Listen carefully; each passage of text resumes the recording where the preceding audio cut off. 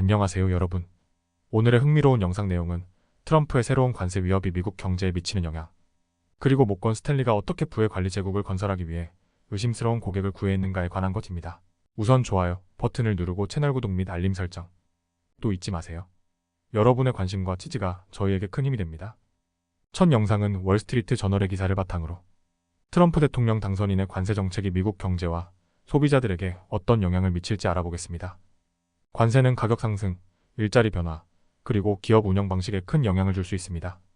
트럼프 당선인은 2024년 대선에서 높은 물가와 중국과의 무역 문제를 주요 이슈로 삼았습니다. 그는 취임 첫날 캐나다와 멕시코에 25%, 중국에 10%의 추가 관세를 부과하겠다고 선언했습니다.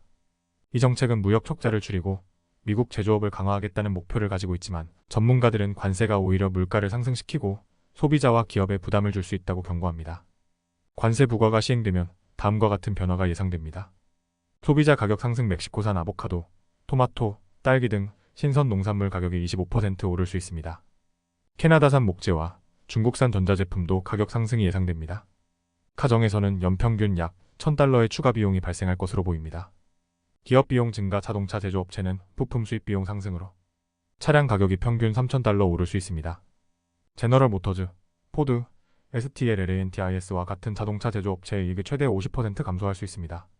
수입 의존도가 높은 소규모 사업체는 제품 가격을 올리거나 서비스를 줄여야 할 상황에 직면할 것입니다. 인플레이션, 위험 증가. 관세로 인해 물가가 상승하면서 연방준비제도의 금리 인하 속도가 늦춰질 수 있습니다. 이는 신용카드, 대출 이자율 상승으로 이어질 가능성이 있습니다. 농업 분야. 멕시코와 캐나다의 보복 관세로 인해 농산물 수출이 감소할 수 있습니다. 특히 멕시코에서 수입한 맥주와 테킬라, 과일 등의 타격이 클 것으로 보입니다. 자동차 산업. 자동차 부품과 완성차 수입이 줄어들면서 생산 네트워크에 혼란이 발생할 가능성이 큽니다.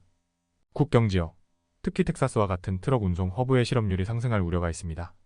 소규모 사업체. 반려동물 미용실과 같은 소규모 사업체는 중국에서 수입하는 제품 가격 상승으로 인해 운영 비용이 증가할 수 있습니다. 경제학자들의 견해.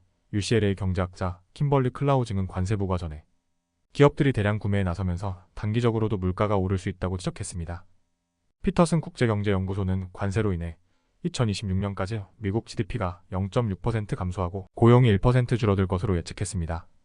소비자들의 반응. 플로리다에 사는 한 소비자는 아이폰 업그레이드를 관세 부과 전에 끝내겠다고 말했습니다.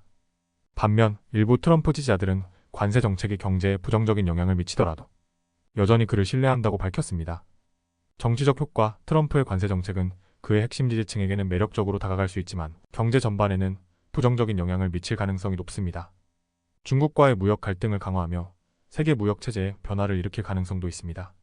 미래 전망. 관세 정책의 성공 여부는 단기적 물가 상승과 장기적 제조업 부활 사이의 균형을 어떻게 잡느냐에 달려 있습니다. 이처럼 트럼프 대통령 당선인의 관세 정책이 미국 경제에 미칠 영향을 살펴봤습니다.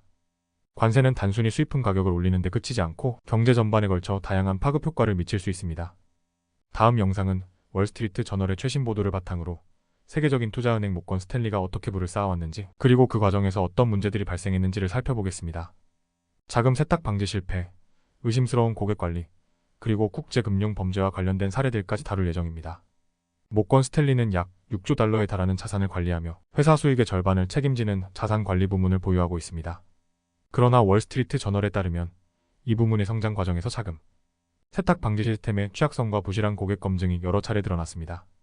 예를 들어 한 고객은 자신을 루마니아의 공주이자 제약회사의 소유주로 소개했지만 모건 스탠리는 그녀의 부의 출처를 제대로 확인하지 않았습니다. 결국 이 관계는 중단됐지만 그 과정에서 여러 내부 경고가 무시됐습니다. 모건 스탠리는 라틴 아메리카 시장을 성장 동력으로 삼아 베네수엘라와 같은 고위험 국가에서도 사업을 확장했습니다. 하지만 이는 자금 세탁과 부패와의 연관성을 낳았습니다. 예를 들어 베네수엘라의 한 전직 장관이 이 은행의 계좌를 통해 $1억 이상의 자금을 세탁했다는 의혹이 조사 중입니다. 또한 고객 심사 담당 직원들이 스페인어를 구사하지 못해 구걸 번역에 의존해 문서를 처리한 사례도 보고됐습니다. 모건 스탠리는 고객 심사와 관련된 기술 및 인력 부족 문제로도 어려움을 겪고 있습니다. 특히 인수한 ETRAD의 자동화된 고객 검증 시스템을 중단하면서 의심스러운 거래를 걸러내지 못한 사례가 발생했습니다. 한 계좌는 알카에다와 연관된 인물이 사용하고 있었지만 이 사실을 뒤늦게 발견했습니다. 문제 해결을 위해 최근에는 AI 기술을 도입하고 있지만 근본적인 개선은 아직 부족한 상태입니다. 모건 스탠리는 이런 문제들을 해결하기 위해 기술 업그레이드와 인력 확충에 투자하고 있습니다. 특히 강화된 고객 검증 시스템과 국제금융 자문가의 채용을 통해 문제를 개선하고자 노력 중입니다. 2024년에는 중동 지역으로 사업을 확장하며 고객 검증 시스템에 AI 기술을 적극 활용할 계획이라고 밝혔습니다. 하지만 여전히 연방 규제 기관의 감독과 내부 문제 해결은 과제로 남아 있습니다. 이와 같이 모건 스탠리가 부를 관리하는 과정에서 발생한 문제와 그 해결 노력에 대해 알아봤습니다. 금융업계의 투명성과 책임의 중요성을 다시 한번 생각하게 만드는 사례였습니다.